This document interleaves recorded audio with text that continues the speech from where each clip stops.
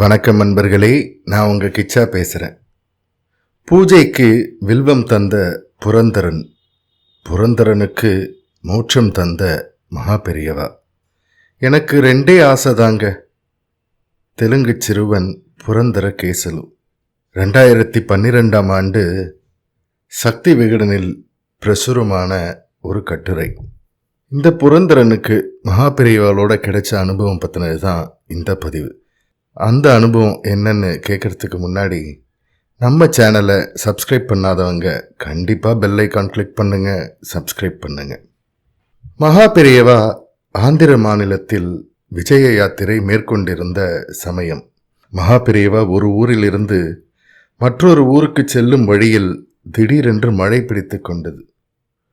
மகானுடன் சென்றவர்கள், மகா பெரியவா மழை பெய்யறது, பல்லக்கில் ஏறிக்கோங்கோ என்றனர். ஆனால் மகா பெரியவா, அதெப்படி, இத்தனை பேர் மழையில் நனைஞ்சுண்டே வரும்போது நான் மட்டும் சிவிகையிலா? நானும் நடந்தே வரேன் என்று சொல்லிவிட்டார். மேற்கொண்டு நடக்க முடியாதபடி மழை அதிகமாக பெய்யத் தொடங்கியது. அருகில் இருந்த கிராம எல்லையில் ஒரு பழைய சிவன் கோயில் தெரிந்தது. மகா பெரியவா அங்கே தங்கி மழையில் நனைந்த காவி வஸ்திரத்தை மாற்றிக்கொண்டார். மகா பெரியவா அங்கே தங்கியிருக்கும் விஷயம் ஊரில் இருந்தவர்களுக்கு தெரிந்தது. அனைவரும் சுவாமிகளை பூர்ண கும்ப மரியாதையுடன் வரவேற்று வணங்கினர். அனைவருக்கும் ஆசி வழங்கிவிட்டு மகா பெரியவா தம்முடைய யாத்திரையை தொடர்ந்தார். சுமார் 8 மைல்கள் சென்றதும் ஒரு கிராமம் வந்தது. அந்த கிராமத்தின் ஜமீன்தார் மகா பெரியவா அங்கே வந்த விஷயம் கேட்டு ஓடி வந்தார். கிராமமே அவரை சூழ்ந்து கொண்டு தங்கள் கிராமத்தில் மகா பெரியவா தங்கி அருள் செய்ய பிரார்த்தித்து கொண்டார்கள். மகா பெரியவாளுக்கு என்ன தோன்றியதோ, இங்கு 21 நாள் இருக்கப் போகிறேன் என்று அறிவித்தார். ஊரில் சத்திரம் ரெடி பண்ணப்பட்டது. பக்தர்களுக்காக விறுவிறுவென்று கொட்டகையும் போடப்பட்டது. மறுநாள் காலையில் மகா பெரியவா ஸ்நானத்திற்கு சென்று விட்டார். அவர் திரும்பியதும் பூஜைக்கு உட்கார்ந்து விடுவார். ஆனால் பூஜைக்கு தேவையான வில்வம் எங்குமே கிராமத்தில் கிடைக்கவில்லை. மடத்து காரியதரிசிக்கு ஒரே கவலையாக போய்விட்டது. வில்வம் இருந்தால்தான் பூஜை நடக்கும். பூஜை நடந்தால்தான் மகா பெரியவா பிக்ஷை ஏற்பார். இதில் வேறு மகா பெரியவா 21 நாள் இந்த கிராமத்தில் தங்கப்போவதாக சொல்லியிருக்கிறாரே என்ற கவலை வேறு அவருக்கு ஏற்பட்டது. மகா பெரியவா பூஜை பொருட்களை எல்லாம் பார்த்துவிட்டு, வில்வம் இல்லையா என்று கேட்டார். கண்ணில் ஜலம் வழிய காரியஸ்தர், மகா பெரியவா ஜமீன்தார் எல்லா ஆட்களையும் அனுப்பியிருக்கிறார், வந்துடும் என்றார். மகா பெரியவா பேசாமல் சத்திரத்திற்கு பின்னால் மாட்டுத் தொழுவத்தருகில் ஒரு கல் பாறையில் தியானம் பண்ண அமர்ந்து விட்டார். 11:30 மணி இருக்கும், இன்னும் வில்வம் வரவில்லை. சரி, இன்று சந்திரமௌலீஸ்வரருக்கு பூஜையோ பெரியவாளுக்கு பிக்ஷையோ இல்லை போலிருக்கே, இன்னும் 20 நாள் வேறு இங்கு இருக்கணுமே என்று காரியதரிசி பிரம்மை பிடித்தாற்போல் நின்று கொண்டிருந்தார். தியானம் பண்ணி கொண்டிருந்த மகா பெரியவா கண் திறந்தார். ஒரு சிறு புன்னகை. மடத்தில் பூஜை கைங்கரியம் செய்து வரும் ஒரு பையன் ஓடி வந்தான். தலையிலே ஒரு பெரிய கூடை, பச்சை பசேல் என்று நிறைய 3 தல வில்வம். மகா பெரியவாளுக்கு சந்தோஷம். வில்வமே கிடையாதுன்னு சொன்னேலே, எப்படி கிடைச்சது? யார் இவ்வளோ ஸ்ரத்தையா வில்வத்தை பின்னமாகாமல் பறிச்சிருக்கா? வில்வம் தான் வந்துடுத்தே, பூஜையை ஆரம்பிப்போம் என்று பெரியவா சொல்லி சாஸ்திரோக்தமா பூஜை நடந்து எல்லாருக்கும் பிரசாதமும் வழங்கிவிட்டார். யார் வில்வம் கொண்டு வந்தாலோ அவளை கூப்பிடுங்கோ, பிரசாதம் வாங்கிக்கிட்டோம் என்று மகா பெரியவா சொன்னபோது ஸ்ரீகாரியம் நடுங்கிக் கொண்டே, மகா பெரியவா, இது யார் கொண்டு வந்ததுன்னே தெரியல. கீழண்ட வாசல்ல மண்டபத்து ஓரத்தில் மறைவா ஒரு திண்ணையில் இருந்த கூட இது யார் வச்சதுன்னே தெரியல. ஒரு கால் சந்திரமௌலீஸ்வரரே தன்னுடைய பூஜைக்காக எடுத்துட்டு வந்திருக்கலாமோ என்று மகா பெரியவா சிரித்து கொண்டே சொன்னார். அன்று முழுவதும் கோலாகலமா பூஜை, பிரவசனம் எல்லாம் நடந்தது. ஊர் ஜனங்களுக்கு பரம சந்தோஷம். மறுநாள் காலை காரியதரிசி அந்த பையனிடம், அப்பனே, இன்னைக்கும் மண்டப மூலையில வில்வம் இருக்கான்னு பாரேன் என்றார். என்ன ஆச்சரியம்! முந்தின தினம் போலவே அங்கே ஒரு கூடை நிறைய வில்வம் இருந்தது. வில்வத்தை பார்த்த மகா பெரியவா அர்த்தபுஷ்டியுடன் காரியதரிசியை பார்த்தார். ஆமாம் மகா பெரியவா, இன்னைக்கும் யாரோ கொண்டு வச்ச வில்வ கூடை தான் இது. யார் இப்படி ரகசியமா கொண்டு வைக்கிறான்னு கண்டுபிடி. நாளைக்கு விடிகாலம்புற முதல்ல நீ கண்காணி. அந்த ஆசாமிய கையோட எங்கிட்ட அழிச்சுண்டு வா என்று மகா பெரியவா உத்தரவு பிறப்பித்தார். மறுநாள் அதிகாலையிலேயே காரியதரிசி மண்டபத்து ஓரம் மறைந்து கொண்டு வில்வம் யார் கொண்டு வந்து வைக்கிறார்கள் என்று காத்திருந்தபோது 8:30 மணி சுமாருக்கு ஒரு தெலுங்கு பையன் தலையிலே கட்டுக்குடுமி, அழுக்கு வேஷ்டி, மூலக்கச்சம், தலையிலே ஒரு கூடையில் வில்வம் எடுத்து வந்து வழக்கம் போல் பந்தக்கால் அருகே வைத்துவிட்டு திரும்பும்போது எதிரே ஸ்ரீகாரியம் வழிமறித்து நின்றார். பையன் ஸ்ரீகாரியம் காலில் விழுந்து வணங்கினான். ஸ்ரீகாரியம் அரைகுறை தெலுங்கில் போய் குளிச்சுட்டு தலையை முடிச்சுண்டு நெத்திக்கு ஏதாவது இட்டுண்டு துவைத்த வேஷ்டி வஸ்திரத்தோட மத்தியானமா வா, சாமி கிட்ட அழிச்சுண்டு போறேன் என்றார். பையன் தலையாட்டி விட்டு நழுவினான். 3 மணி சுமாருக்கு வெள்ளை வேஷ்டி, நெத்தி பூரா விபூதியும், எண்ணெய் வழிய தலைவாரி குடுமி முடிச்சுண்டு பயபக்தியோடு அந்த பையன் மெதுவா உள்ளே நுழைந்தான்.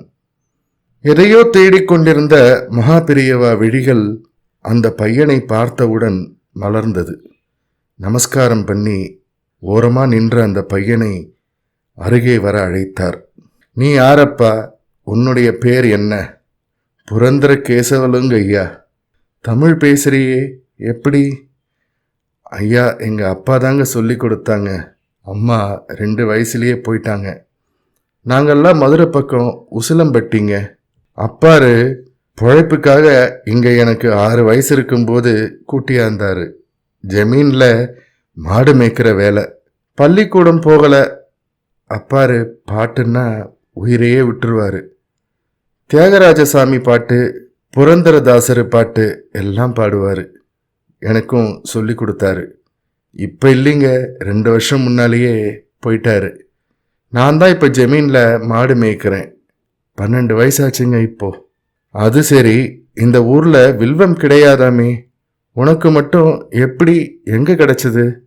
4 கல் தாண்டி மலை அடிவாரத்தில் மாடு மேய்க்கும்போது ஒரு தடவை அப்பாரு, இலைய புரந்தரா, இதோ அந்த ஆக்கில் இருக்கு பாரு 3 இலை மரம், அதுதான் வில்வ மரம். சிவன் சாமிக்கு அதை போட்டு பூஜை பண்ணுவாங்க, ரொம்ப விசேஷமான இலை அப்படின்னு சொன்னார். 3 நாள் முன்னே சாமி மடத்துக்காரங்க கூட இலையை காட்டி கேட்டாங்க. மாடு மேய்க்கிறவன் கொடுத்தா பூஜை செய்ய வாங்கிக்க மாட்டாங்களோன்னு தான் யாருக்கும் தெரியாம கூடையில் தினமும் கொண்டு வந்து வச்சேங்க ஐயா. சாமி சத்தியம்ங்க, மன்னிப்பு கேட்குறேன். மகா பெரியவா அவனை கண்ணால் பரிபூரணமாக பார்த்து கொண்டே, புரந்தர கேசவலு, உனக்கு எதுவும் வேணுமா? ஏதாவது ஆசை இருந்தா சொல்லு, மடத்திலேந்து செய்ய சொல்றேன் என்றார். சிவசிவா சாமி, எங்க அப்பாரு எலே புரந்தரா எதுக்கும் ஆசைப்படக்கூடாதும்பாரு. எனக்கு 2 ஆசைதாங்க. ஒன்று இப்போ சொல்கிறேன், இன்னொன்று சாமி இந்த ஊர்லேருந்து போகிற அன்னைக்கு சொல்கிறேன் அப்படின்னு கண்லேருந்து பொல பொலன்னு கண்ணீரோட அவன் சொன்னதை கேட்டு மகா பெரியவா மிக்க பரிவுடன், புரந்தரா, உன்னுடைய முதல் ஆசையை சொல்லு என்றார். சாமி, எங்க அப்பாரு எனக்கு புரந்தரதாசர், தியாகராஜர் பாட்டு எல்லாம் கொஞ்சம் சொல்லி கொடுத்தத சாமி முன்னால நீங்க இந்த ஊர்ல இருக்கிற வர நான் பாடி காட்டணும் சாமி, அதை நீங்க கேட்கணும். மகா பெரியவா புலகாங்கிதமானார். அப்படியே ஆகட்டும், நீ பாடு, நான் கேட்கிறேன். சந்திர மௌலீஸ்வரர் கிருபை உனக்கு உண்டு, க்ஷேமமா இருப்ப அப்படின்னு சொல்லி மகா பெரியவா பிரசாதமும் தன் கழுத்தில் இருந்த ஒரு துளசி மாலையையும் அவனுக்கு கொடுத்து ஆசீர்வதித்தார். மகா பெரியவா ஊரில் இருக்கும் வரை தினமும் வில்வமும் புரந்தரன் பாட்டும் மகாபெரியவாளுக்கு கிடைத்தது. அவன் குரல் இனிமையாக இருந்தும் உச்சரிப்பு பிழைகளை அவ்வப்போது மகாபெரியவா திருத்தி அவன் பாட்டில் மகிழ்ந்தார். 21ஆம் நாள் மகாபெரியவா ஊரை விட்டு கிளம்பிட்டார். அனைவருக்கும் ஏக்கம். பிரசாதங்கள் வழங்கி புறப்படும் போது மகாபெரியவா கண்கள் எதையோ தேடியது. ஓரத்தில் கண்களில் நீரோடு இருந்த கம்பத்தை கட்டிக்கொண்டு புரந்தரன் நின்று கொண்டிருந்தான். அவனை கை காட்டி அருகில் அழைத்து, புரந்தரா, உன்னுடைய 2வது ஆசையை இன்னைக்கு சொல்றேன், நீ அது என்ன என்று கேட்டார் மகாபெரியவா. சாமி மாடு மேய்க்கறச்ச நாங்கள் பேசிக்குவோம். அப்பாரு சொல்லுவார், இந்த பாடுறா புரந்தரா, நமக்கு சாமி கிட்ட ஒரு ஆசை தான் கேட்கணும். செத்துட்டோம்னா மோட்சம் போகணும்னு, அது மட்டும்தான் கேட்கணும் பாரு. சாமி, எனக்கு மோட்சம் கிடைக்கணும், அருள் செய்யுங்க என்றான் புரந்தரன். மகாபெரியவா அதிர்ந்து போனார். பரபிரம்மம் வாஞ்சையோடு அவனுக்கு அருளிற்று. புரந்தரா, உரிய காலத்தில் உனக்கு மோட்சம் கிடைக்க நான் சந்திர மௌலீஸ்வரரை வேண்டிக்கிறேன். நீ சந்தோஷமா போ என்று ஆசீர்வதித்தார். பிறகு ஜமீன்தாரை கூப்பிட்டு, இந்த புரந்தர கேசவன் சம்பந்தமா எல்லா விஷயங்களையும் மடத்துக்கு தெரியப்படுத்துங்கோ என்றார். பல வருடங்களுக்கு பிறகு ஒரு நாள் மத்தியானம் 2 மணிக்கு மகாபெரியவா திடீரென்று எழுந்து காமாட்சி அம்மன் கோயில் புஷ்கரணிக்கு சென்று ஸ்நானம் செய்து தியானத்தில் அமர்ந்தார். விட்டு விட்டு 1 மணிக்கு ஒரு தரம் புஷ்கரணியில் ஸ்நானம், ஜபம். 6 மணி வரை இது தொடர்ந்தது. மகாபெரியவா கரையேறினார். அப்போ 7 மணி இருக்கும். ஒருத்தர் மடத்திலேருந்து வேகமா மகாபெரியவா கிட்ட வந்தார். என்ன என்று கண்களால் வினவ, கர்னூல்ல இருந்து தந்தி யாரோ புரந்தர கேசவலு சீரியஸ் என்று அனுப்பியிருக்கா, யாருன்னே தெரியல மகாபெரியவா என்றார். காரியதர்சியிடம் மகாபெரியவா சொன்னது இதுதான். அந்த புரந்தர கேசவன் இப்போ இல்லை, செத்த முன்னாடி தான் காலகதி அடைஞ்சிட்டான். நான் அவ ஊர்ல போய் தங்கி இருந்து கிளம்புற அன்னைக்கு எனக்கு நீங்க மோட்சம் வாங்கி கொடுக்கணும் அப்படின்னு கேட்டான். சந்திரமௌலீஸ்வர சுவாமியின் கிருபையால் உனக்கு அது கிடைக்கும்னு. திடீர்னு அவனுக்கு ஏதோ விஷக்காய்ச்சல் ஏற்பட்டிருக்கு.